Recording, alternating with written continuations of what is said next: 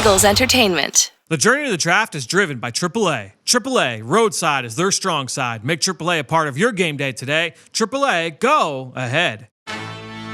With the 25th pick in the NFL Draft, the Philadelphia Eagles select. You're listening to the Journey to the Draft podcast, driven by AAA.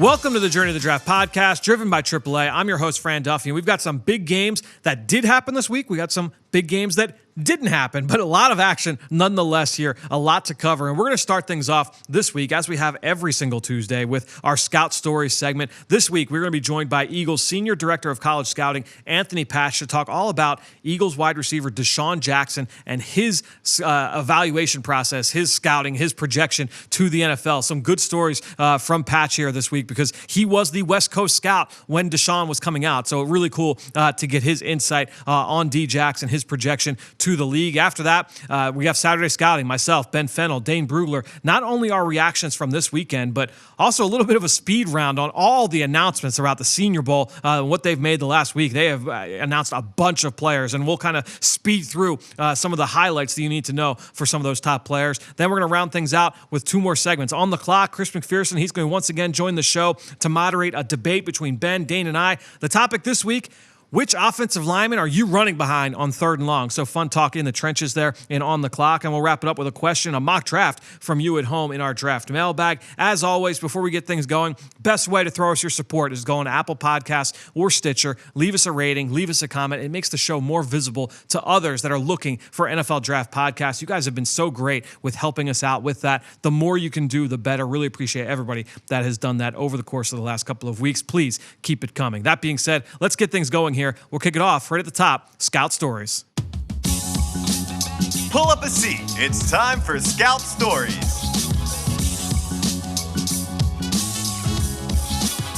All right, well, joining us to talk about Eagles wide receiver DeSean Jackson, a guy who was the West Coast area scout back in 2008 and is now the Senior Director of College Scouting, Anthony Patch. Patch, welcome back to the show, man. Thanks, Fran. Well, let's talk a little bit about DeSean Jackson. And like, as I mentioned, you were the West Coast area scout when he was coming out of college. So give us some of your memories now. Or, I mean, we're 12 years removed from him being, entering the NFL draft. So what were your thoughts on DeSean when he was a Cal? Yeah, Fran, he was you walk up and see him at practice and you're like, holy cow. I mean, he looked like he was 160 pounds soaking wet. And you're like, is this guy really a guy? Now, he was a, early out guy too. He was that Long Beach Poly kid. That's a national high school program. So it wasn't like, and he was a national recruit. He was a big time guy coming out, but, he didn't wow you when you walked up on him. Let's just say that at practice. And, Coach Tedford was the coach at the time, and that was a good program at the time. I mean, they had a 3-receiver group with the Lavelle Hawkins, and I remember a guy named Robert Jordan with the receivers there, and all of them are pretty formidable.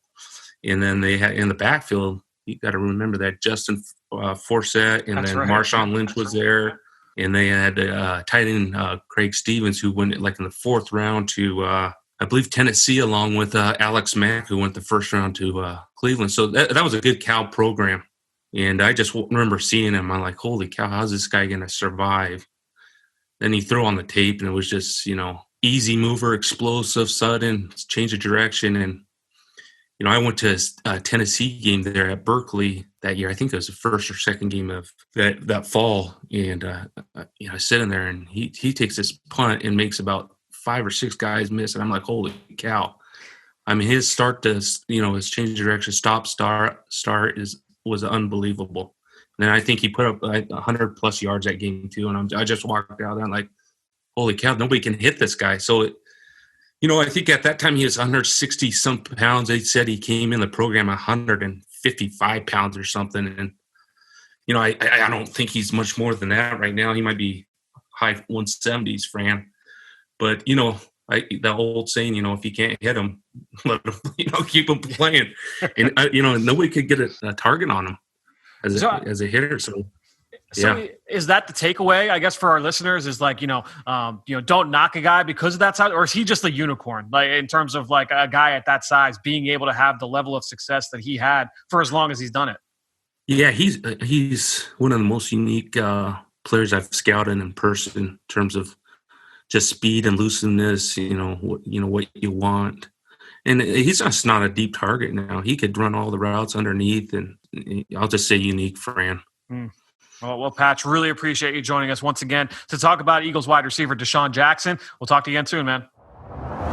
All right, so great stuff there from Anthony Patch on DeSean Jackson. 2 points, 2 takeaways here for us. The big one is just unicorns, right? And Patch, you described DeSean as truly unique, right? But what is it that allowed DeSean to overcome those lack of size? What is it that made him unique? Number one, and Patch kind of said it there at the end, avoiding the big hit, right? You never saw him just getting crushed over the middle of the field. And a lot of guys that are undersized, especially skill players, they have that knack for being able to avoid the big hit, and that allows them to last as long as they do. And the other big thing, and we didn't hit on this, but the other thing that kind of made DeSean just so elite at what he did, his ball tracking ability, right? I mean, his ability to track the ball over the shoulder and make those big plays, that was attributed to his baseball background, and scouts do look for that multi-sport background. DeSean absolutely had that. And then, one other big thing, and again, this is back to that theme of how one game can really stick out. And, just talking with Patch, the fact that Tennessee game, still 12 years later, sticks in his mind about DeSean Jackson, I think really speaks to that, right? We talked about that a couple weeks ago with Sean Heinlein about Carson Wentz in that Northern Iowa game.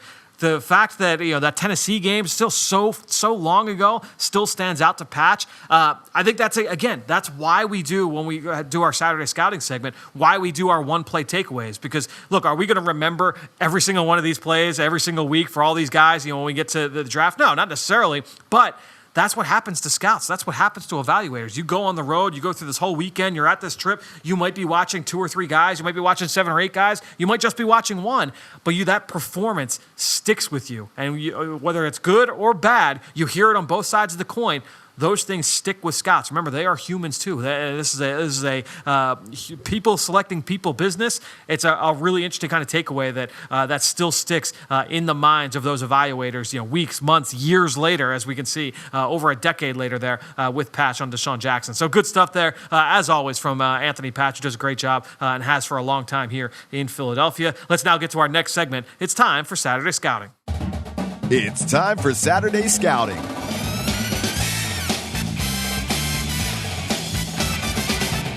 All right, guys, we're going to run right into this with Draft Buzz because we have got a bunch of guys to talk about with the Senior Bowl. We're going to go speed round here, and rather than all 3 of us chime in on all of these guys, some of them we've talked about, some of them we haven't. So I'm going to kind of bounce around with who's going to talk about who here, and we're going to start things off at the quarterback position. Ben, Jamie Newman, kind of a big name here. He was announced late last week, right after we recorded our last show, that he was going to go to the Senior Bowl. Thoughts there on Jamie Newman going to Mobile? Yeah, one of the dark horse quarterbacks we were dying to see in the SEC after his big season at Wake Forest, coming over as a grad transfer, but opting out of the season. This kid was built in a QB factory. He looked 6'4", 230, big arm, athletic, mobile, light on his feet. I don't know who to compare him to. He has some flashes where he looks like a Cam Newton or a Josh Allen style of player. You want to see him in the SEC in more of a pro-style system there. You didn't get to see it. Senior Bowl is going to be a great kind of display for him. But keep in mind, he's a young kid, obviously a senior in college, but young kid that's going to have not been on the field for a calendar year. So we'll be interested to see how much rhythm, poise, timing, things like that he's going to bring down to Mobile. Less starts in his college career than Trey Lance, who we've talked about in terms of not a lot of ton of starting experience. Certainly a good experience there for Jamie Newman to go down to Mobile. I'll stay at the quarterback position here. Sam Ehlinger from Texas. I just watched Ehlinger again last week after it was announced for him. And to me, I like him. He's a certain kind of player. He's athletic. He's tough. I think the arm talent is there. There's just a little bit something. He's not an anticipation thrower. The accuracy is a little bit up and down. He had some really good throws against TCU early in that game. I know they ended up losing, but I think when you look at Ehlinger, this is a guy I think is going to stick in the league as a backup. And there's a lot to like traits-wise there with Ehlinger. I'm excited to see him in Mobile. I'll also talk about Missouri running back Larry Roundtree III. I like Roundtree. I think he's going to project to the league, and he's more of a backup role, more of a number 2, number 3 kind of guy. Really tough physical player, but he's also got a little bit of juice to him as well. I kind of compared him to Damian Harris when he was coming out of Alabama. I view Roundtree, and I remember watching that game, Missouri against Alabama. It might have been the opener for the Crimson Tide. They absolutely torched Missouri. The only guy that really stood out late in that game, second half, Roundtree is still lowering his shoulder into people and finishing runs. He really showed up for that game. So that's my thoughts there on Larry Roundtree. I believe I think he's the first running back to be announced for Mobile. Let's go to the wide receiver position here. The only receiver has been announced in the last week. Dane, as we welcome in Dane Brugler, take us through UAB wide receiver Austin Watkins Jr. Just a really good-sized wide receiver. And he kind of reminds me of Trey McBride when he was coming out of William and Mary, nice. a couple years ago, and more than a couple years ago now. Time flies. But quick hands. He's the type of guy that has some yak skills to him. He can break tackles with body strength, with athleticism, but very strong to the football. Love his physicality. He will go up and over corners. He'll remove them from their feet as a blocker. He's quick but not shifty, and so eager to see how he can separate during one-on-ones down there in Mobile. We've got a couple tight ends here. Ole Miss's Kenny Yeboah. We talked about him a lot so far on this show. I don't think I need to go too far into him, but a Temple transfer, known more for his blocking, but has really blossomed as a pass catcher for Lane Kiffin down at Ole Miss. He's had a very productive season as one of the main targets in that offense. Next up, Virginia tight end Tony Poljan, another transfer. He started his career at Central Michigan. Now he's down at UVA. Dane, take us through Tony Poljan. Also, another former high school quarterback who made the transition to tight end, similar to Adam Troutman last year. He was a third-round pick of the Saints. But a player who's a big athlete, impressive body control. He's the type of guy that is the target that you want. Needs a little bit to do a better job of using that size to be a shield, to shield defenders from the ball, work back to the target, things like that. So, he's just still new to the position, but you like the tools that you have to work with there. This is a very, very strong senior tight end group. The underclassmen, really strong group, but not the seniors. Poljan might be the most intriguing of the bunch. I know nothing about Georgia's Trey McKitty, Dane. Take us through Trey McKitty. He's also a tight end. Florida State transfer who is not a high volume target in that offense, but when you do see him out there, you see a flexible guy. You see a very athletic player. And this is something where, a lot of people are going, who's that? But, you see the athleticism. You see why he was a top recruit. You see why scouts are buzzing about him. And so, like I mentioned, not a strong senior tight end group. But this is a player, because he can hold his own as a blocker, because he has some untapped potential as a receiver, he might be a riser by the time we leave the Senior Bowl. I'll tell you what, he looks the part at 6'5", 250. He's a good-looking kid. I like it. So let's get into the offensive line here. A couple guys. Zion Johnson, he was one of my favorite guards that I studied this summer. Really athletic kid, undersized, made that transfer up from, I believe it was Davidson, and then moved up to the FBS level, goes to BC, was an all-conference performer last year, came from a triple option offense, so it was a little bit raw in pass pro, but he has light feet, and I'm excited to see Zion. I know that this year, from what I understand, the film hasn't been great. He's kind of bounced back and forth between tackle and guard, but I think it'll be a good experience for him down there in Mobile. He's been over there at left tackle most of the season. Looked pretty good last week against Dalen Hayes at Notre Dame. I've compared him to Kevin Booth. I think he's going to slide in at guard at the next level. That's good to know. And then another guy, Ben, I know you're really high on Deontay Brown from Alabama, the offensive guard. I don't want you to dig into him here because you're going to talk about him later here in the show, but Deontay Brown going from University of Alabama down to Mobile. We'll stay in the SEC with our final offensive lineman here. Dane, Royce Newman is a player. Actually, you're going to talk about him a little bit later in the show, so we'll actually pause that conversation. But Royce Newman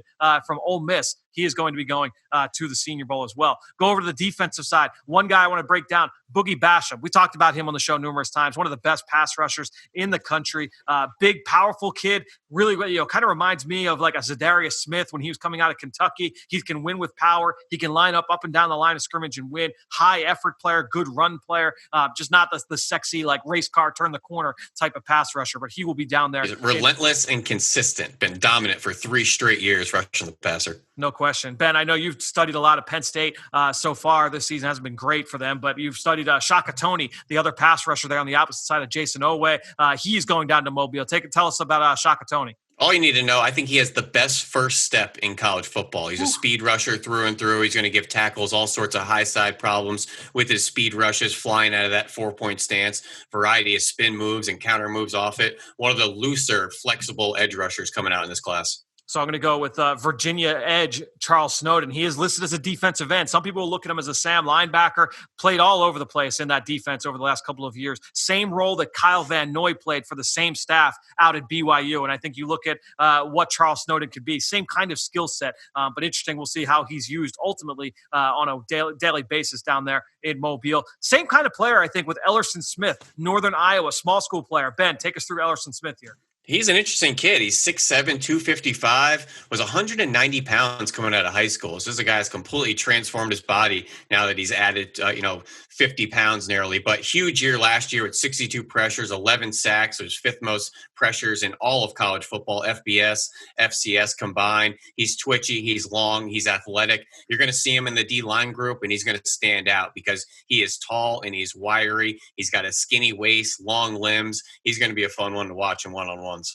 He was a first team all-state tight end coming out, if you just want to understand the athletic profile. I watched him, I think 3 or 4 games this past Friday, and he is intriguing. I mean, it's still a lot of room to grow there from a technical standpoint. I think he showed up on Mel Kiper's top 10 outside linebacker list this past week. So a guy that's getting buzzed by some national guys. He did, no question about it. Let's stay on the defensive line, go to the Big 12 here.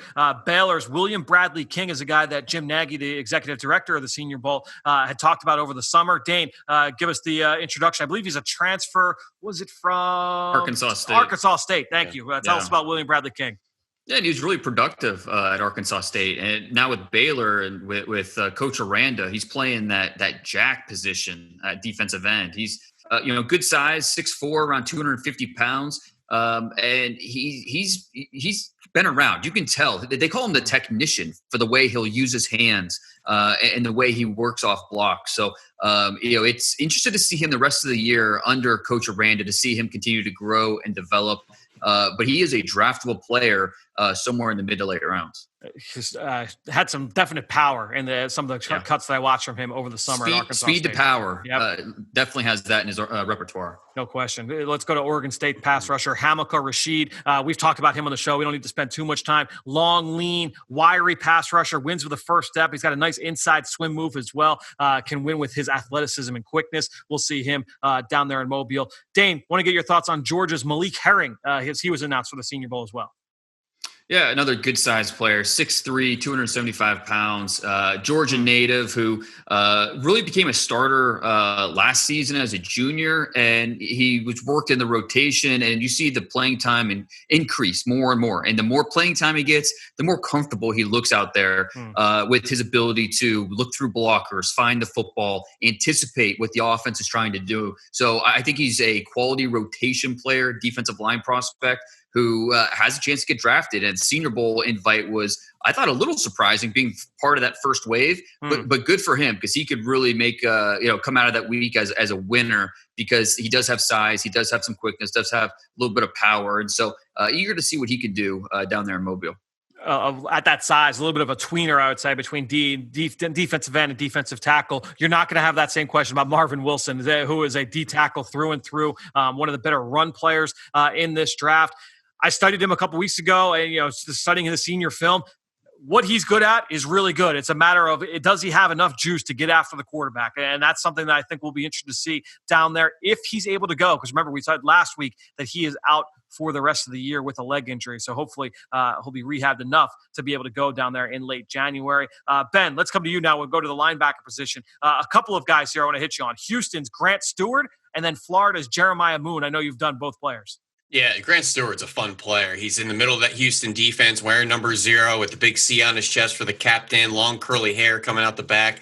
This guy showed up as a safety prospect, though. He's 190 pounds coming out of high school, has since bulked up to 6'1", 225, really athletic linebacker in the middle of the defense, swift movement patterns. He could glide and scrape on the second level and mirror running backs. He's explosive. He's smooth. He's tough when he arrives. Watch him against Cincinnati last week or 2 weeks ago. Huge hits on ball carriers, that Alabama transfer. Got a couple face full of tackles. Really fun spark plug linebacker that seems to be what everybody wants at the next level. Guys with good enough size at 220, 225, but you got to be able to run. You got to be tough. Doesn't have a whole lot of bulk to him, but that allows him to be twitchy in his movement patterns. Let's go to the cornerback spot. We got a couple small school guys we're going to hit on. Dane, take us through Robert Rochelle here from Central Arkansas. Yeah, I'm really good. Really glad he's gonna be down there in Mobile because he's a tough guy to figure out. You see the athleticism. I mean, his foot quickness to pattern match from press is really impressive. But the technique is all over the place, and he's a very lean framed player. He was a 160-pound wide receiver in high school. Makes the move full time to defense.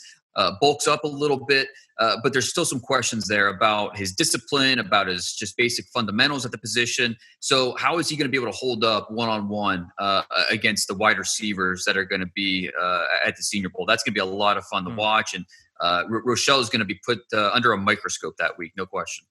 Ben, let's go to you now. Another small school guy, NC Central's Brian Mills. What are your thoughts there? This is a fun, feisty press corner. He's 6'2", 170. So he's tall, he's long, he's skinny. Interesting background now. One JUCO school to another JUCO school, 1 year at NC Central, and declared for the draft before the season as their season kind of dwindled away. But last year, he was first team All-MEAC with 8 PBUs, 5 interceptions. He flashes some Greedy Williams-like plays and press coverage. He's tall, he's long. You see the limbs, just like Greedy Williams. Remember Jonathan Banks, I think, came out of Mississippi State maybe 6-7 years ago. Yep. Another tall, long type of corner. This guy's got tools. I'm really excited to see him in one-on-ones. And, JUCO, NC Central, you typically want a little stronger background heading to the Senior Bowl. But this kid's got tools, and Jim Nagy said a bunch of scouts have been calling about him, trying to get these types of kids down there to get their eyes on them and really start vetting, hey, are these, high draft capital style players? Yeah, we talked last week about the small school guys. I feel like there's going to be more small school players at the Senior Bowl than we normally see. Dane, take us out with a cornerback here. Penn State's Tariq Castro-Fields. You love the height, length, the foot quickness. He's a very springy athlete. But at the same time, you watch some of his film from last year, and offenses did not hesitate throwing at him.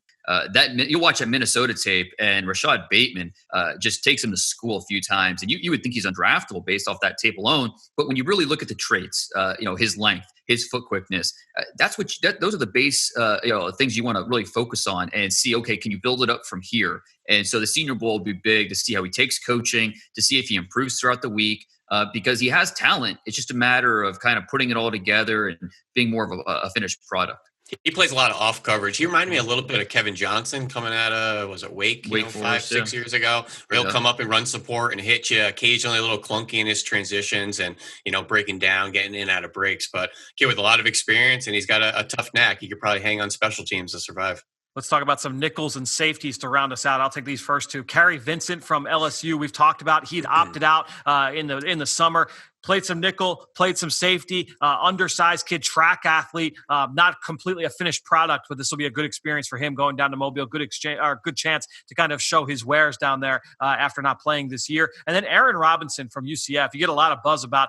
I'm not going to talk about him yet because he's actually going to be a guy I'm going to feature a little bit later here on the show. So I'll give you my thoughts on Aaron Robinson. But his teammate, Richie Grant, is also going to be. He's going to be a free safety down there in Mobile. Ben, take us out here on Richie Grant. Well, he's a fun player. 6 foot, 194 senior, massive 2018. He was first team all conference, over 100 tackles, 6 picks, bunch of forced fumbles, playing that single high safety role. Bit of a down year in 2019. But Fran, we watched some of him last week. He likes to hit. He wants to thump. Bit reckless at times. Sometimes he's going to miss some tackles. He's going to miss some plays in the alley. But when he hits, those ball carriers go backwards. He's going to play in the box, a little dime linebacker as well. He's a tough kid at 6 foot, 194. So I like his special teams value and maybe sneaking in a sub package. Weird comp. He kind of reminds me of Ja'May Thomas when he was coming out of Georgia Tech, Dane. He was a 6th round pick, I think, of the Patriots. Take us out. Our last one, it actually was announced right before we went to air. Missouri safety Tyree Gillespie. Dane, I know you did Gillespie a couple weeks ago.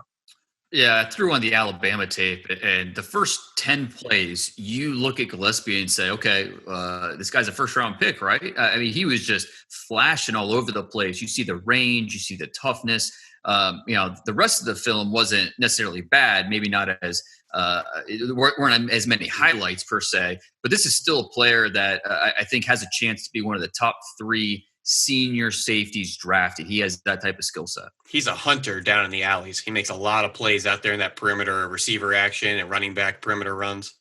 This is a guy that has gotten a lot of buzz over the summer and leading into this season. I'm excited to dig into his film. Guys, we covered ton of players there for the Senior Bowl. Now let's put that to the side. Let's talk about this past weekend in college football. We can kind of expand our thoughts a little bit here. And we'll start with our game balls. We had a bunch of games canceled this weekend, which was tough. Obviously, a bunch in the SEC, out west as well, Midwest, all over the country. But we had some big ones still. Dane, kick us off with a big one from the ACC. You and I both watched this game, Virginia Tech and Miami. As the president of the Christian Darrisaw fan club, I wanted to pay close attention to see how he would hold up against Miami and their defensive ends. And Darrisaw, left tackle, going up against Quincy Roche at right defensive end. I think it pretty much went how we expected. Darrisaw erased Roche, dominated the point of attack.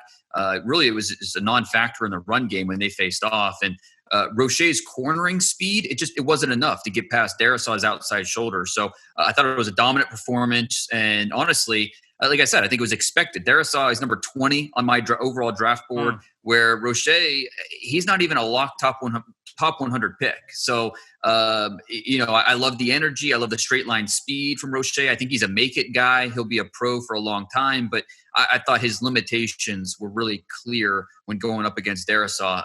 But this is kind of a game ball for me, because while I thought Roche struggled, his teammate Jalen Phillips just feasted against the right tackle for Virginia Tech. Phillips finished with 8 tackles, 4.5 for loss, 2.5 sacks. Just a very smooth athlete, physical hands. He can battle through blocks.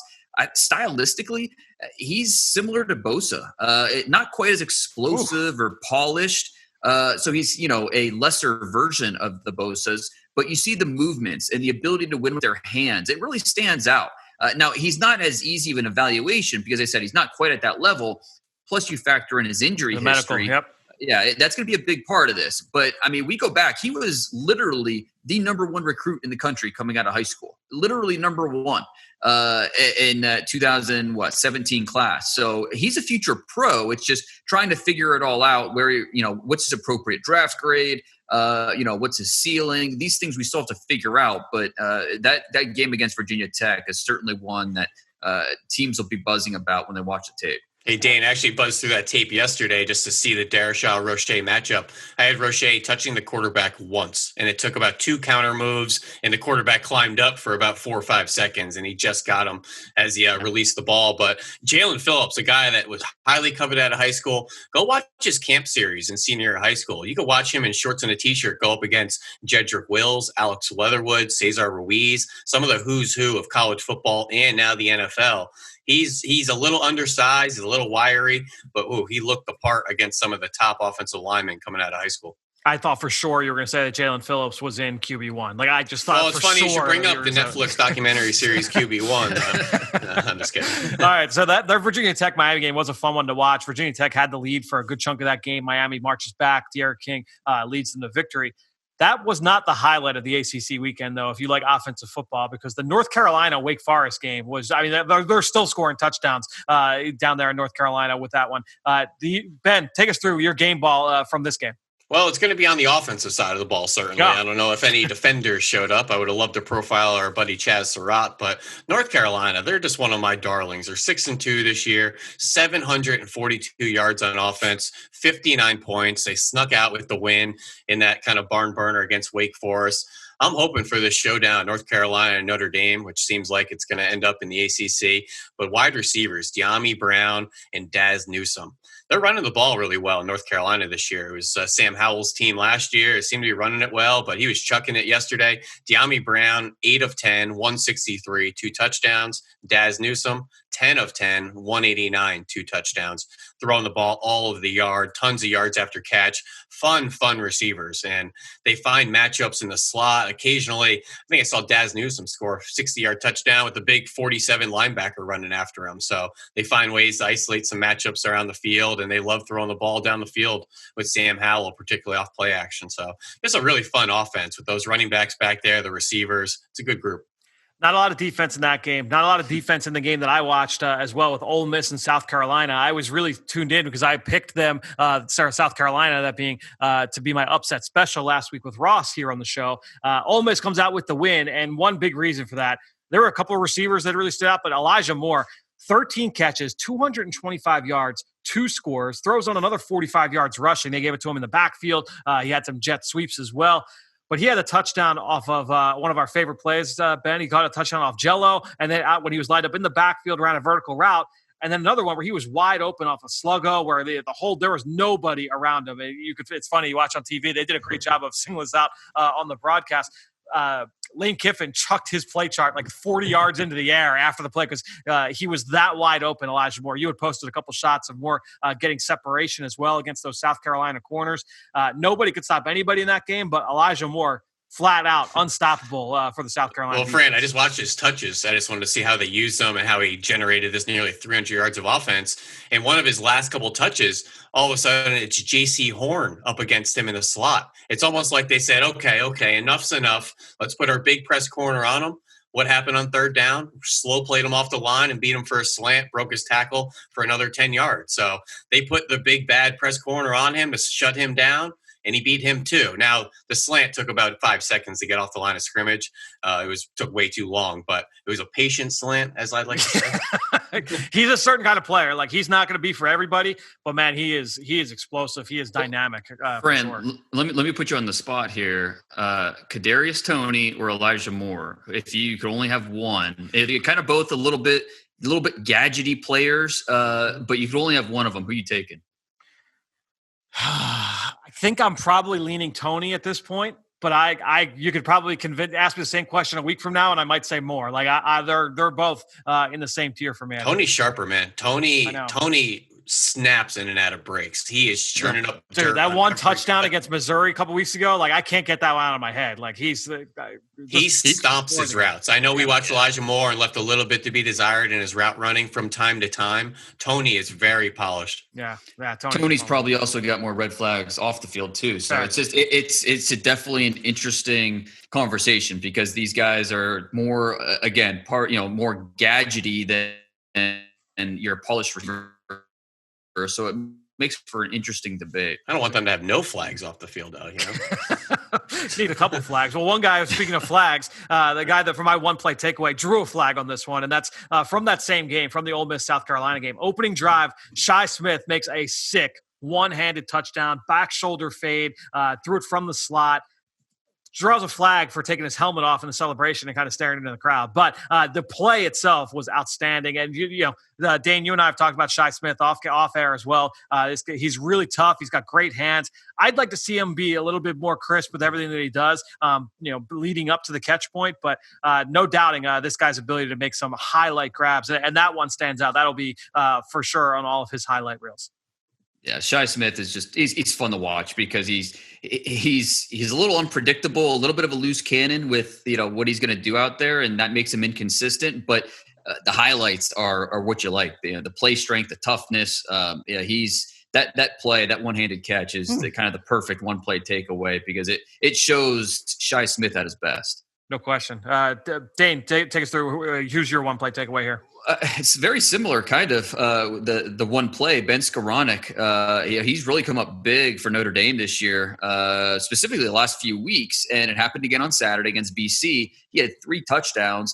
All 3 scores were impressive because they showed off his ability to kind of power through coverage, come down with the catch. The first touchdown, though, that's what I want to talk about. It came in the late first quarter. Ian Book basically throws a jump ball to the corner of the end zone, and the BC corner had his back to the play. So Skoranek reaches around the defender and somehow comes down with it. Plus, they call it a PI in the defender. Plus, Skoranek got a PI for kind of doing a little flex towards the corner afterwards. But the concentration, the length to make a play like that are so impressive. And, I have to give Ian Book credit for the way he's matured this season. But, he's given his targets a chance to make plays. And that's allowed a guy like Skoranek, who's a grad transfer from Northwestern, new to the program. It's given him a chance to really emerge as a legitimate weapon for the Irish. That the leaping skills, the strong hands, those make 50-50 catches look pretty easy. So, Skoranek could be one of these late risers this season with the way, he's taken this opportunity and run with it. Do you think he's a tight end, or do you think he's a receiver at the next level? Not to have the same Chase Claypool conversation, but Skoranek, I'm interested to get your thoughts there. I think he's a specialized wide receiver who is his leaping ability and his ability to come down with those contested catches, the focus that he shows. I think he's just a little specialized with what he can do. Now, if you want to stick him in a slot and call him a big slot, I think he can do that because of what he can give you as a blocker and different things. So he's really interesting. I would not be shocked at all. And Jim Nagy actually tweeted about him Saturday night. This is the type of player you'd like to see at an all-star game, to see how he does in different situations, to maybe he could do a little bit more than just what we've seen on film. Ben, who's your one play takeaway here? All right, so I'm going to go a little unique this week, and I just want to give a little attention to the Kentucky Wildcats. They lost their offensive line coach last week with a long battle to cancer, Coach John Schallerman. And they came out with the first play of the game without a left guard in honor of him.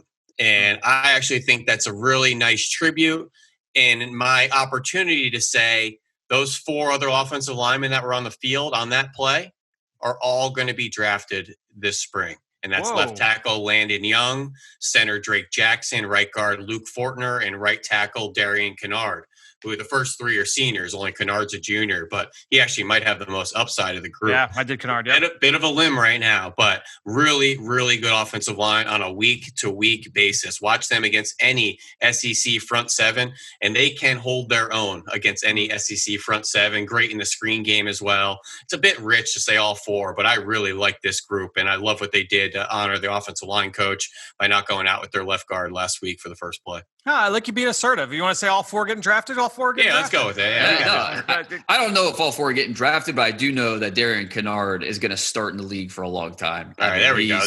That's the type of conviction I like to hear. And I think Drake Jackson, I think, will be a starter too. I think, he's a technician. High football IQ. You can tell he does a great job with angles. I do question it. Does he have the point of attack power to hold up against NFL linemen? But I do agree with you. I think he could start. I've just been so impressed with Kennard. I think he's just a bully out there.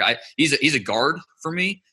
He's got some sloppy tendencies, but if you can reel him in a little bit, he's going to be a big-time player. There's a lot of tackles out there in college football. I know you said he might project to be a guard, but just a guy that's not getting a lot of national love. And just the more you dig around college football, there's a lot of tackle prospects, and not a minute too soon because the NFL needs them. All right, let's go down the road here because Kennard, a junior, but let's talk about some guys that are not necessarily eligible here for 2021. Ben, we'll kick us off here. Who's your down-the-road freak show from this weekend? A couple I wanted to talk about. Drake Jackson's a really exciting sophomore edge rusher out there in the Pac-12. He had 2 sacks against Arizona. Really like Justin Shorter, who's now down there at Florida, former number 1 receiver in the class. I think 2018, so technically he's a redshirt sophomore since transferring from Penn State. Actually gave Akuda some trouble last year on tape. Now down at Florida, had a really nice high point touchdown in their win over the weekend. But Indiana corner, Taywan Mullen, and that's brother of Trayvon Mullen. His first career interception, beautiful pick. I put the play up on Twitter, I think yesterday or Sunday. He peeled off his man and kind of worked back around and stole the ball off the number 1. But really, really exciting player. A player that the University of Indiana has never had in their football program. This kid is special. And when I said, I talked to one of my buddies who follows a team and covers some Indiana athletics and whatnot. I said, I hope he could stay there throughout his career. And he said, oh, no. Mullen is different.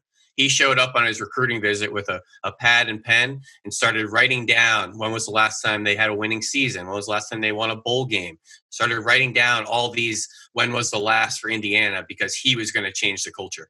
And you just love hearing that from a young kid on his recruiting visit from Coconut Creek, Florida, going up to the University of Indiana. Not usually the most, hotbed place for 5 stars out of Florida, but got his first career interception and a name we'll be talking about down the road for sure. I love that story. You've told that on the podcast before, and I love that. I think that's an anecdote, honestly, that NFL teams will love about Mullen as well moving forward. I'm going to stay out west. You mentioned Drake Jackson. The guy that stood out to me for USC was Keaton Slovis, the true sophomore quarterback, led them on that game-winning drive down 23-20 late in the game.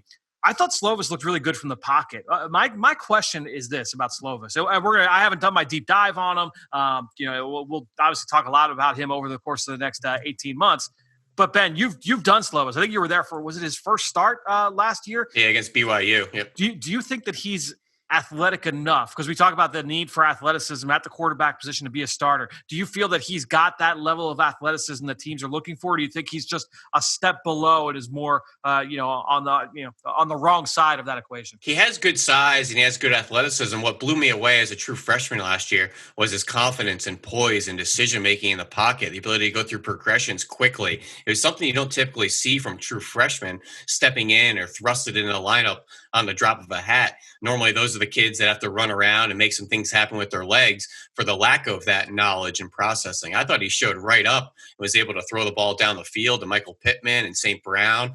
Just unfortunately got his head rattled by Lecky Fotu. I think that next game and really was never the same for the season. But dude, Fotu wrecked him on that play. He crushed him into the ground. I think he left an imprint on the field out there. But he's got a lot of tools and some guys that have thrown around some very, very interesting projections about him for maybe the next draft or two. Yeah, he stood out to me, I thought, in that game. Let's go now to our next one. Dane, wrap us up. I know you got another guy from the West Coast. Yeah, stay in the Pac-12. Oregon pass rusher Kayvon Thibodeau. He's a one percenter. One of the very few who could go to the NFL right now and probably start. He's that good. Wow. 6'5", 250. I find myself saying a lot of the same things about him as we did back when Jadeveon Clowney was a freshman and sophomore at South Carolina. Athletic frame, long, explosive. Washington State just had a tough time blocking him on Saturday. And I know I'm not going out on a limb here because this is a big-time recruit, and we saw it last year as a freshman. But I think it's important to say that he is living up to the hype so far. Let's just go now. Throw this out there to you two really fast, just 30 seconds. Let's say there is another 5-star, number one in the country, shows up freshman year, looks the part, productive. Has he shown enough? Do you still need to refine your game on the field? Or is it like I flashed the potential, like maybe a high school senior going to the NBA? I showed you enough. Now, project me based on my potential and what I showed you. Does he have anything else to gain at this point? I don't think that's going to happen now. But we talked about this was a few weeks ago here on the show with the cases of the 1%, as Dane brought up, right? You look at Jamar Chase. And you look at some of these other guys that have opted out, Micah Parsons, right, who came out basically as one-year starters, but were consensus, Penny Sewell, as the guys that were the cream of the crop. Once that can is open, I don't know that you can close it. I wonder if next year, hopefully, knock on wood, COVID-19 is behind us at that point. Is a guy like Kayvon Thibodeau, does he decide that he's going to opt out and he's not going to play his junior year and he's going to declare like, if the precedent has been set by some of these other elite players and it didn't impact them, obviously it's a complete different set of circumstances, but I kind of wonder how that's going to impact guys. And I'm not saying to go be a complete bum on campus, be a part of the team, out, finish your degree, maybe go do an externship somewhere. There's positive things to do away from the field. Just absorbing the whole, conversation and climate right now of COVID, guys opting out early, declaring for the draft early. Just an interesting thought.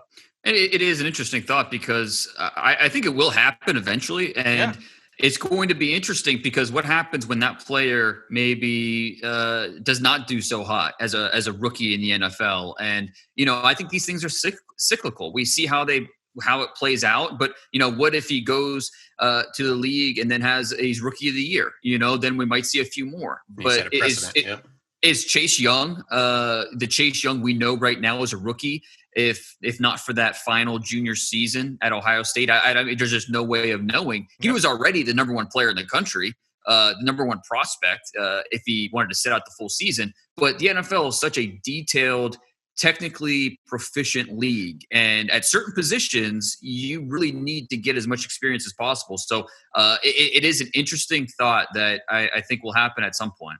And Nick Bosa essentially did that the year before. I mean, he got hurt early. It was not a season-ending injury, but they basically said, like, he's not coming back. He's going to rehab, and then he's going to start training. But he's kind of a unicorn in how technically proficient he was coming out of Ohio State. It's a really interesting discussion that we could continue having for a long time. We've got a few more guys that we want to hit on here, though, guys. We're going to talk about our film room recap. A guy that we studied over the last week that has caught our eye. Ben, I'll let you kick things off for us here on this one. Well, as we were talking last week, Mel Kiper put out his rankings, and there was a tight end on there that I hadn't seen, heard of, watched, and that was James Mitchell out of Virginia Tech. Showed up as tight end number 3 on this top 10 list. 6'3", 242. Really interesting athletic tight end option. I'm just going to go ahead and tell you who he reminds me of. He's a mix of kind of a Charles Clay and a Delaney Walker, in my opinion. Now, Charles Clay was kind of a hybrid fullback coming out of Tulsa. Delaney Walker, a guy that's really good inline toughness. I could also catch the ball out in space. But this guy was used in the pass game, big box fades, a lot of pop passes, screen opportunities, run after catch opportunities in the flat. They even gave him a jet sweep on a 2-point conversion. You could see the vertical burst from the slot. When I just watched his touches, Fran, I thought this was going to be like a Gerald Everett style of player. Then I watched him from a down-to-down basis, and he's in line 60% of the time and really mixing it up and blocking. I was really impressed with his effort, his intensity. He pops with his hands, really good tight punch. He runs his feet. He looks to finish defenders. Never seems like he's overwhelmed at the point of attack. He got Olayed a couple times last week against Quincy Roche. I was trying to watch Roche and Darrisaw battle each other, but he has some impressive blocks where he's reaching a 5-tech lined up inside of him, maybe on the backside of a zone stretch. Really, really impressed with his overall film. The combination of yak, the speed vertically in the pass game, the hands, the ability to track it. I think I showed you a play where he caught a tip ball that was underthrown to him and kind of one-handed it. Really impressive player. So I got a mix of like Gerald Everett at first in the pass game, but with his blocking, especially in line against tight ends, I see that Delaney Walker or Charles Clay style of player at 6'3", 242, 4-time all-state tight end in high school. So this is a guy that was on the field immediately in high school and performing. Really impressive player that I never heard of. He was a pleasant watch. Did you think that he was – I'm assuming that Pitts was 1, Freiermuth was 2. Yes, correct. And so did you really think he was number 3? I mean, over – because I really like this underclassmen group of tight ends. And it's a really competitive group. When you talk about Brevin Jordan, Hunter Long, Tommy Tremble, Jake Ferguson, Charlie Kohler. I mean, there's a lot of underclassmen tight ends. Did you think that ranking was right where he should be, a little early? What'd you think? I thought that was a little rich, in my opinion. I have some guys like Brevin Jordan ahead of him at the moment, Charlie Kohler. I even think maybe a guy like a Matt Bushman may be a better prospect in the NFL at the next level. There's some guys like Jake Ferguson and Tony Poljan. Tommy Tremble is a really good blocker. It's an interesting tight end group, in my opinion, this year. I think it's all over the place. Guys like Hunter Long and Kenny Yeboah still kind of working their way in. It's all over the place, in my opinion. To see James Mitchell as tight end 3, and to be perfectly honest with you, I never heard of him. Not like, I didn't watch him yet. I never heard of him. He wasn't even in my database sheet. So for a guy that I've never heard of to be tight end 3, some other tight ends I really value. I think it's a deep group. It's a very diverse group. I think 3 is a little strong, but we'll probably end up in the top 10 when it's all said and done. So not to take away from Mitchell, I want to move on to the next guy. I mentioned him a little bit earlier, was Aaron Robinson, who's going to the Senior Bowl. I had heard a little bit of buzz about him, and we've had a couple guests on in the last few weeks that have brought him up. Alabama transfer, started his career at the Crimson Tide, played on special teams as a true freshman, went to UCF, a little bit closer to home. He's from Deerfield Beach, Florida, 6'1", 193. All right, so good size. But he plays primarily in the slot in their sub package. Now, in the games that I watched a couple games from this year. He did play outside due to an injury. So he's got some of that inside out versatility. This kid is toolsy. He moves really, really well. He's got long speed. He gets in and out of cuts really well. Just a really smooth, fluid athlete with enough speed to carry vertically. He's also really aggressive. Like, he gets after people in press coverage. Just a really aggressive player. Ben, you and I, late last week on the show, we did our under the hood, and we talked about what are the traits we look for in press man corners. The big things that you and I both kind of agreed on. We talked about size, aggressiveness, speed, route recognition skills, and ball skills. So just real quickly, he has the size, he's got the competitiveness, he's got the athleticism. The things that I wanted to see, I didn't see great. I didn't see bad, but I didn't see great route recognition skills from man-to-man. I thought he was just a tad slow to react to route breaks throughout the route. And then also just from a ball skills standpoint, he's made some plays. I mean, he had a pick last year. He's had a bunch of PBUs throughout his career. But he's not a guy that I've just seen a lot of examples of him playing the ball in the air. So that's a little bit of a question. But for me, I look at him and I'm like, man, like, he's got traits that if I wanted to play him outside in a press man scheme, I think he could do it. Now, most of his tape is going to be in the nickel. So I think you're going to project him well to the slot.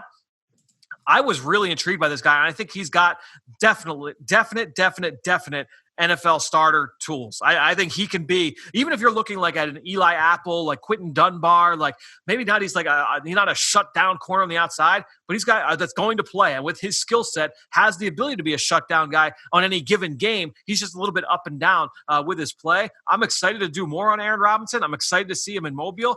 I liked him. Ben, you watched a good chunk of that film with me, and I know you saw a lot of things you liked as well.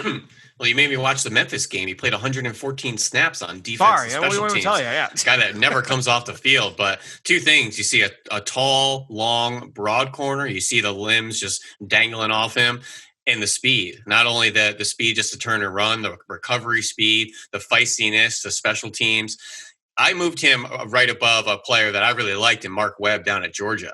I think a similar type of middle of the field, kind of a pesky press nickel player with good size, special teams value that, Mark Webb, we compared to like a Ibrahim Campbell or a Corey Graham. Yep. But I think Aaron Robinson's ability to play press man and turn and run while still being physical and that aggressive, in run support and getting off blocks and the perimeter action. He's a really fun player. I'm impressed. I think we're seeing why he was so highly recruited. I mean, he came down to Alabama and Florida for him. And he goes to Alabama before transferring. So the traits, I don't think are the question at all, because he definitely has the traits. I think he played with Jerry Jeudy in high school over at Deerfield Beach. I kind of put him in the same bucket as like an Elijah Molden. And if Elijah Molden had Aaron Robinson's tools, top 5 pick, top 7 pick, right? I mean, that guy is like one of the best players in the country. Well, Fran, really quick, on a guy like this that can play inside, outside, special teams, does it become just a safer pick to you when you're kind of putting him in the pecking order, or maybe making a decision on draft day?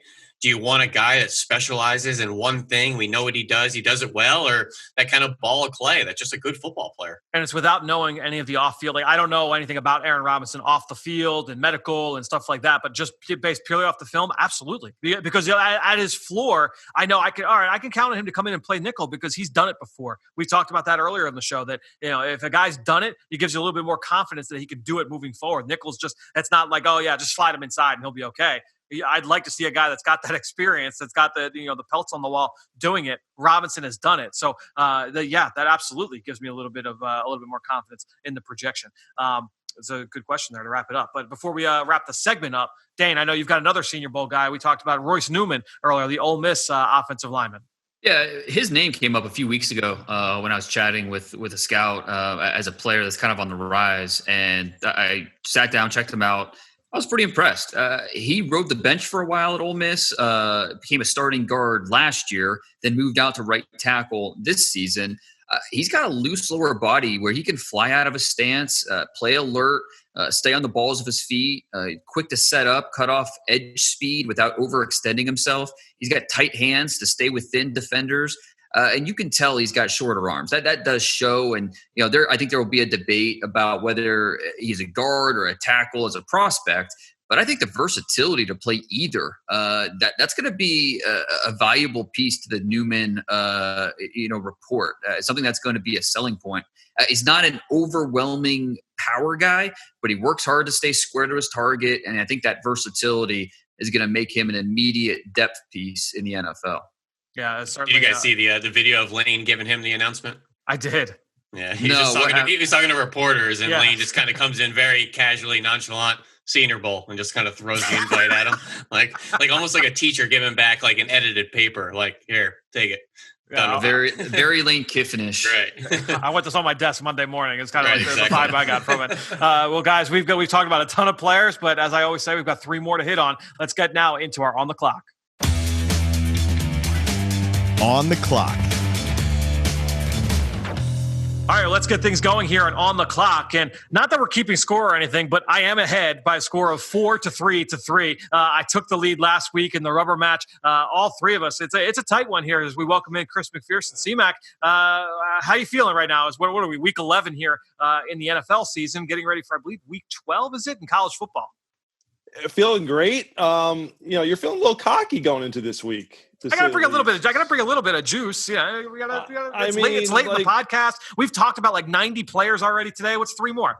I mean, seriously, Dane's he's had his complaints about going third in the past. You're now claiming how you're, got the lead all of a sudden after. It's just all facts. I'm just, I'm not making anything up. I'm ahead by one. We're gonna look. You're only as good as your next one, and I got to win this debate here. So win me over. Let's do this. All right. Well, this is gonna be a fun one, and I'm sitting around every weekend. I'm always trying to change things up, and this week I was like, all right, let's talk about some offensive linemen. And to me, the question is, and Ben, you will kick things off for us this week. Which offensive lineman are you running behind on 3rd and goal? So obviously we're prioritizing those road graders, the guy that's going to get some movement. We want the go-to offensive lineman that we are running behind on 3rd and goal. Ben, you'll have first pick. I've got second. Dane will round us out. Ben, I'll let you kick things off for us. Well, I'm going to go with one of the biggest, baddest interior linemen in the country. When Fran posed this question to me, my brain went right to the answer, and this wasn't a hard choice for me, and that's big left guard Deontay Brown of the Alabama Crimson Tide, C-Mac. He's 6'4", just a shade under 340. He's actually trimmed down quite a bit. Listen, he's not an athletic interior lineman. He's not great in pass protection, but this guy is an absolute people mover in the run game. His ability to control, steer, torque with his strength. He plays in his space. He's that phone booth type of player, doesn't reach, doesn't ever overextend or get off balance. Watch the tape last year against top 10 pick Derek Brown of Auburn. He's about the only one that was able to keep him in check, particularly in the run game, really blowing him off the ball a good yard, 2 yards off the ball. And this year, he's moved over to the left side, working a lot with Alex Leatherwood at left tackle. Anytime Alabama needs the go-to play, that big conversion, or maybe to get a good first down chunk, to start a drive, they're running off the left-hand side. And there's no bones about it, running right behind that big left guard. So Deontay Brown, I thought, was an easy choice for me. And a good projection is the way Michael Owenu has really played well for the New England Patriots. He was only a 6th-round pick last year, coming out of Michigan. Played at about 360, 370 earlier in his career, trimmed down to about that 340, 350 range. Same type of player. He's a straight people mover in the run game. So has some issues with his athleticism and pass pro. But Fran's quip here was, who are you running behind in short yardage? Yep. This guy's getting you across the sticks. I'm excited. Dane, is it because of Deontay Brown, or is it because of Leatherwood, or should Deontay Brown get some props here? No, I think Ben did a really nice job encapsulating exactly what he does. I think it's fair to say that he does get a little sloppy at times, and I think that goes to what Ben was saying about the athleticism. But I mean, no doubt, he is a pretty good run blocker, especially when you need that short yardage. Okay, Dane's not really fighting back. Well, I'm being honest. I'm not going to lie to you. He's a pretty good run blocker. The sloppiness that bothers me. That's something that is part of his evaluation that you need to take into play when you're projecting him. But he's a powerful guy, no question. C-Mac, when I paint this fair and accurate picture of the prospects, there really isn't a whole lot of gaps to fill in from Dane and Fran out there. And, I have the negatives. I have the heavy-legged at times. But you know what? We want heavy-legged in the run game because that guy's churning those legs down the field with that vertical displacement. He's had some weight issues. But in the run game, we need every bit of those 340 pounds. So all those deficiencies – This question right here, this is where we're making our money. And I think it's worth noting, too, we mentioned him earlier, that he is going to the Senior Bowl, was announced this past week, and Jim Nagy, the executive director of the Senior Bowl, talked about that matchup last year against Derek Brown, and he was the guy that really, if you want to watch Derek Brown get, not handled, but get neutralized a little bit, that game, Alabama and Auburn, you kind of see that from Deontay Brown. And I do think it's notable, C-Mac. Ben could have picked any offensive lineman in the entire country, and he goes with Deontay Brown. And I think that is notable that he feels that strongly that Brown can be that road grader. So I think hat tip to Ben, for feeling that convicted about Deontay Brown. All right, so I will go here next. And I'm going to take the chalk answer, guys. I'm going to go with Penei Sewell, who is going to be a top 5 pick in this draft at 6'6", 325 pounds. All right, now this guy, he has got big bones in his genes, C-Mac, because his uncle is former Eagles defensive tackle Isaac Sopoaga. This is a big man's family, right? I think Isaac's when you look, yes, no question. I think when you look at Penei Sewell, the thing that immensely stands out to me he is consistently powerful on contact. He is a true people mover. Not only is he strong in pass pro, but in the run game, he is just moving guy off their spot, rep after rep after rep after rep. We're talking about the most highly graded offensive lineman in PFF history. Right. I mean, this is a guy that has the ability to win those one-on-one matchups. And you're talking about a guy that can do that. He's done it from the jump. He was a true freshman starter on an upperclassman Oregon offensive line. We talked all year last year about seniors from left to right, all those guys that we talked about all this past spring. Sewell was a sophomore next to those guys, and he was the true freshman next to them the year before. So I think you look at Penei Sewell, the fact that he came in and started that program for Mario Cristobal, an offensive line guy, that shows the ability that this guy has. And again, just immense power, moving defensive linemen against their will time and time again, and not just against Pac-12, but I watched him last year against Auburn and what he did against guys like Marlon Robinson or who's the kid that was it's Marlon Davidson, rather. Thank you. Against Derek Brown. What he was able to do against that Auburn defensive front really kind of caught my eye last year, too, because obviously we're talking about one of the best front sevens in the country last year. So you look at Penei Sewell, some people will say, move him to guard because we love that physicality. I think he's a tackle all day, and I love him at tackle, but people will say, move him to guard because of how tenacious he is in the run game, but because of how powerful he is. I look at Penei Sewell as such an easy projection because of that power, his ability to move people against their will. That's another day at the office for Penei Sewell.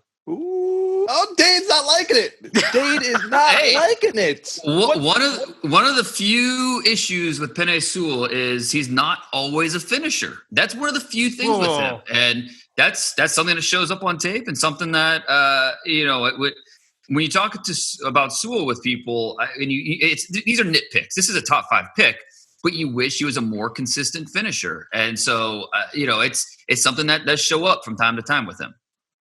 Interesting. It's funny because I talked with Davidson at the former Auburn defensive lineman at the combine, and I said, "Who was the toughest guy you faced?" And remember, he's going up against SEC guys every week. Without blinking, he was like, "Yeah, it's Penei Sewell." And just seeing the jump that he made on film, I was really interested to see what he would look like. I saw him as a freshman all season. I watched every single game. I was interested to see what's he going to look like day one as a sophomore. And he blew him away, and just talked about how physical he was. And I think you see those. I mean, he has some of the most jaw-dropping finishes of any guy that I saw, especially out in space. But we're not talking about out in space. This guy will destroy people in the screen game. But no, it's interesting that is some of the takeaway for some people after they study him. See, one thing I love with him really quick is just his ability to fire off the ball, particularly in those short yardage situations. Usually that's the one that can get out of his stance, cross the line, initiate contact first. And that's something Sewell does so well at. He almost shocks and almost catches some defensive lineman off guard with how fast he shoots across the ball. I'm going to share with you a text message. I was talking about Sewell last week with a scout. Okay. One thing I definitely don't see is a mean streak. I thought lack of finish was a consistent issue. Also looked short arm, thought he played with people in his chest too much. I do like the athleticism, bender, very good IQ and mobility. So it is something that has come up when talking to people around the league. Is just is he had that consistent finisher on a snap-to-snap basis. Look at that. Dane just pulling out the phone. Little flex, nice little flex there. I know it's just it was recent. It just happened last week. So it was just interesting. I mean, we're talking about top 5 pick here, so we're nitpicking a little bit with him because that's what you do with top 5 picks, and not saying that he isn't a very good run defender or run blocker because he is, but just one of those things where you can get a little better. All right, well, Dane, kick us off. Round us out. Take us home. All right. Well, yeah. As soon as Fran sent this question, I knew exactly who I was going to pick. Whether I had the first pick or the third pick, it's Virginia Tech tackle Christian Darrisaw, 6'5", 315 pounds. This man is a human bulldozer. He moves bodies out of the way. Very controlled with how he does it. I mean, at first it's a quickness off the snap to get on defenders before they can react. Then it's his ability to roll his hips, use his hands so he can thud his target, locking out, steering his man. And then the finish. This is where he really becomes a bully, just manhandles defenders once he locks on. And he doesn't look sloppy doing it either. He stays balanced. He's in control. And that Hokies offense, it's a lot of run first, that mentality. So Darrisaw, he gets to consistently show off these skills in the run game, create movement. So there's no doubt. Short yardage situation, I'm choosing him every time. The defense knows it. I know it, yet I would still feel very, very confident he's going to pick up those tough yards. Love it. Very, very good arguments there. Everyone quiet. A little bit of drama here. I think it's going to be a tight one. It's interesting that you brought up the finish because I feel like I felt the way that your scout felt about Sewell. I kind of felt that way about Darrisaw. There are certainly good examples of him finishing guys, but there are some where I was like, man, I wish you would have dumped this guy there. I wish you would have put this guy on his back here or there, in this snap or that snap. But this will be an interesting one, C-Mac. What do you got for us? Darrisaw is very intriguing. The fact that I had not heard of him until this conversation. I like being enlightened. It's part of the experience for me here, hearing about some of these guys. Penny Sewell, I've heard about. That tells you how prominent he is. I think it was Bruce Feldman who was kind of pounding the table that he could have been a Heisman Trophy contender last year. That's how dominant he was. And it seems like he's going to be the top offensive lineman off the board. But again, the question here that you pose, Fran, 3rd and 1, goal-to-go situation, what's that tough? How do you get that tough yard? Who are you running behind?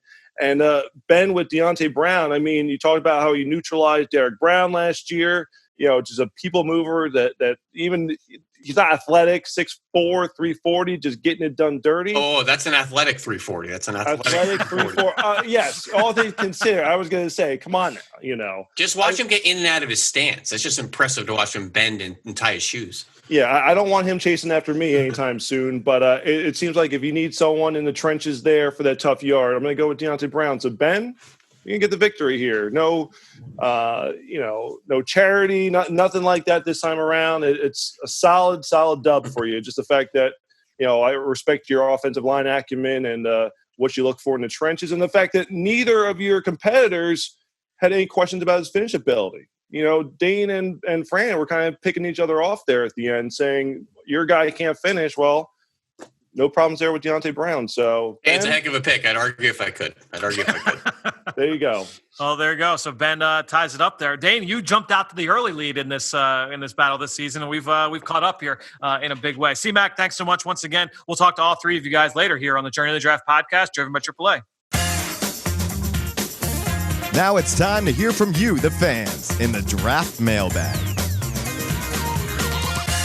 All right, let's wrap it up here with our draft mailbag. Again, the best way to throw us your support. If you love this show, if you love the stuff that we've been giving you twice a week here on this platform, please go into Apple Podcasts, leave us a rating, leave us a comment. You hit us with a question, we'll answer it. You hit us with a mock draft, like our man Wilt did, we'll break it down here on the show. So let's get into the mock draft. The 5 picks he has for the Eagles. Now, he had the Eagles picking at 26 in this mock. So the 5 picks going ahead of them. 21, the Miami Dolphins taking Florida State safety Hamza Nasruddin. 22, the Jaguars taking Miami tight end Brevin Jordan. 23, the Ravens taking Purdue wide receiver Rondell Moore. 24, the Titans taking Pittsburgh defensive end Patrick Jones. And then 25, the Bucks taking defensive tackle Christian Barmore. Nasruddin at 21, look, he's a guy that when I've evaluated him, I think his film is a first-round film. He just hasn't played this year, so it's a really tough projection to be able to make. Hopefully, everything is good with the knee, but since he has not played, we talked about this a couple weeks ago on the show, it's tough to project him to round 1. Kind of the same deal with Rondell Moore, right? Now, his is a little bit more mystery, in terms of why he has not played yet, because he did opt back in after initially opting out of the season, but adding a lot more speed to that Ravens offense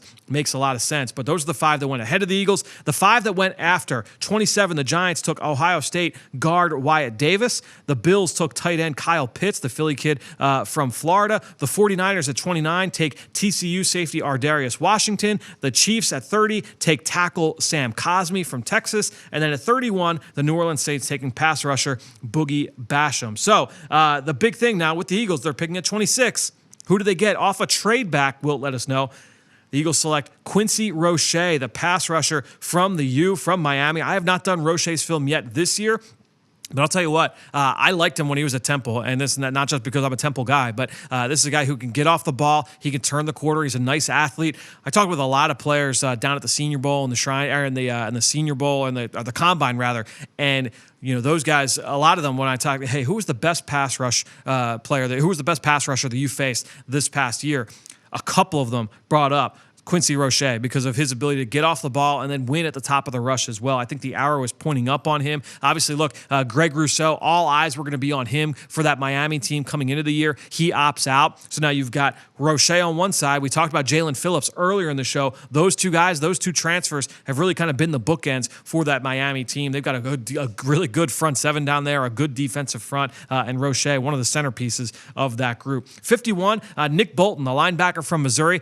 I personally am a big fan of Nick Bolton, and I think he will go higher. Me personally, I feel like he will go higher than 51. I would be a little shocked if that would be great value in my mind if he were to fall to 51 and the Eagles were to get him. I bet you he honestly ends up in that range where you had the Eagles taking Roche. I kind of think that's where Bolton ends up in this draft. He is a sideline-to-sideline player, a little bit short, a little bit stocky, or squatty, I should say. His length will come into question for some, but he is a ferocious player, downhill, but an explosive athlete, can play sideline to sideline. I really like Nick Bolton. Diamador Lenore, I like this kid. He is the corner from Oregon.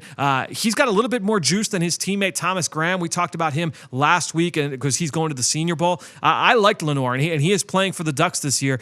This is a guy I think has got some pretty good tools to him. He's got enough speed, but he's also a pretty instinctive player. And I think he plays the ball a little bit better than Thomas Graham. But I do like Lenore, and I think that value sounds about right to me in terms of that mid-third round range. 130, Wilt said his biggest steal, and I would agree with this, is Clemson wide receiver Justin Ross. Listen, Justin Ross, the Clemson wide receiver, is a top 15 pick talent-wise. In this scenario, he would fall because of the questions with his injury. It was revealed that he had a back injury. I believe it was it did require surgery, and he has not played since. There were some questions about what his football future will hold. Hopefully, knock on wood, he will be able to play. He will be able to, number one, live a healthy, normal life moving forward. But Justin Ross, on film, top 15 pick. I mean, long, explosive. He is smooth. He's a good route runner. He is, I want to say, the total package at the receiver position. He came on as a true freshman like gangbusters and was outstanding for the Tigers. As a junior now, if he's healthy, I mean, he is one of the best playmakers in this draft. So he for sure is one guy that really has intrigued me. After that, we've got center Tyler Linderbaum at 146. Jacoby Stevens, the safety from LSU. You want to talk about him? You have him at 166. I like Stevens, and he is a playmaker. He's instinctive. I like him close to the line of scrimmage, and honestly, me personally, I might even embrace the move for him for moving the linebacker, and that's not even a knock about, can he play in space, because he made plays from the post and showed that sideline to sideline range, but he is just so comfortable down close to the line of scrimmage, and to me, you talk about guys like Jeremiah Owusu-Koramoah, and there are guys that play that, right, where they're kind of those halfway players that play off the edge. They're kind of big slots, and the question is, well, yeah, but how do they play when they're close to the box? I think when you look at a guy like Jacoby Stevens, he's used to playing in the box. He's used to reading from a stacked position with defensive linemen in front of him and reading through the traffic and getting to the football. Jacoby Stevens, at that point in the draft, would really, really intrigue me. My guess is he'll go higher than that as well. I'm a big fan of Jacoby Stevens. This is all based off 2019 film. I have not done the 2020 film on him yet, but I really like Stevens from what I saw last year. TJ Carter, the corner from Clemson, is a player I know some are high on. I have not done TJ Carter yet. Jarrett Patterson, another center, and then Big Cat Bryant rounds it out, pass rusher from Auburn. Well-rounded player. I don't think that he's special in any one area.